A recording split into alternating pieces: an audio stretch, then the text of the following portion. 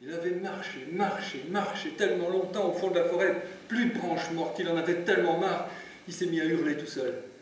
Assez de misère! Je donnerai mon âme au diable pour 1 mois de bonheur. Il y a eu un grand silence, et puis un bruit. Ça cramait tous, vélocipédos! Ça venait d'un fourré. Et là, il a vu un petit bonhomme sortir du fourré en poussant un vélo, et apparemment, il s'était coincé la cape dans la chaîne de vélo. Il s'est approché, il avait des yeux noirs très brillants, une moustache en pointe, une mèche en zigzag sur le front. Tu me reconnais? Vous êtes Satan? Yes! C'est l'un des noms qu'on me donne. Est-ce que tu peux répéter ce que tu viens de dire? Satan? Non, avant. Assez de misère. Non, après. J'ai dit que je vous donnerais mon âme. Est-ce que tu es prêt à signer ce que tu viens de dire? Le petit diable a sorti un parchemin. Je, sous-signé, donnerai mon âme au diable pour 1 mois de bonheur avec une case vide.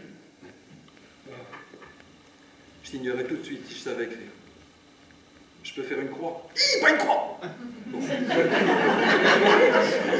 brave homme a fait un pâté dans la case, le diable a roulé son parchemin, il a repris son vélo et il est reparti. Le bonhomme est resté un moment comme ça, il se demandait ce qui lui était arrivé. Et puis il est rentré à la maison, il s'est assis à la table de la cuisine. Sa femme est arrivée en rajustant son tablier, elle a bien vu que quelque chose ne tournait pas rond. Alors lui, il l'a regardé, il lui a dit: monte au grenier, va me chercher un gros jambon, de la galantine de volaille, une bonne bouteille. Ils n'avaient jamais eu ça à la maison, il avait dû se prendre une branche sur la tête. Mais lui, il répétait la même chose, il commençait à s'énerver, alors elle est montée au grenier. Misère, misère, elle savait bien qu'il n'y avait rien là-haut. Misère, misère, misère. Elle a poussé la porte du grenier. Des jambons, des ribambelles de saucisson, ça faisait comme des guirlandes de Noël, un jambon, une ribambelle, un jambon, une ribambelle, un jambon, une ribambelle. Au milieu, il y avait une table avec une nappe à carreaux, dessus des bocaux de cornichons extra doux, moutarde extra forte. À côté de la galantine de volaille, et à côté des petites bouteilles, c'était marqué sirop d'érable.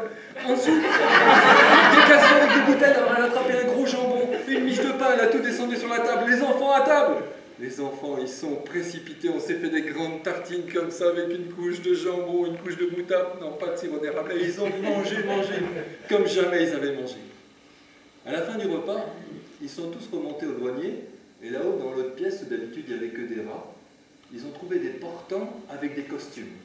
Des costumes 3 pièces, des gilets avec des montres en or, des gourmettes avec leur prénom, des chapeaux melons, des bottes de cuir, des caouettes toutes les couleurs. Les caouettes, c'est des imperméables avec une petite boule dans le dos. Là. Et alors, ils sont habillés et vêtus un peu à tort et à travers. C'était Noël et Carnaval en même temps. Ils se sont regardés, ils se trouvaient chics pour une fois, et ils ont décidé d'aller défiler dans le village. Mais dans le village, à Gottsvarsveld, dans les Flandres profondes, derrière les fenêtres, les rideaux sont mis à bouger. Ils envolaient. Ça a été comme ça jusqu'au dimanche à la messe, où le curé a fait un beau sermon, et il a terminé en disant: heureux les pauvres et les miséricordieux, car ils auront le royaume éternel. Et tout le village s'est retourné vers les anciens pauvres avec leurs nouvelles cravates. Alors la mère a pris ses petits par la main, ils sont sortis par le fond de l'église et ils ont claqué un bon coup la porte. Ils avaient claqué tellement fort que le petit toit qui était au-dessus de la chaire du curé s'est décroché, lui est tombé sur la tête. Comme il avait pris un coup sur la tête, le curé il a continué en disant: et vive le Québec libre! La mère est rentrée avec ses petits à la maison, ils se sont fait une bonne tarte.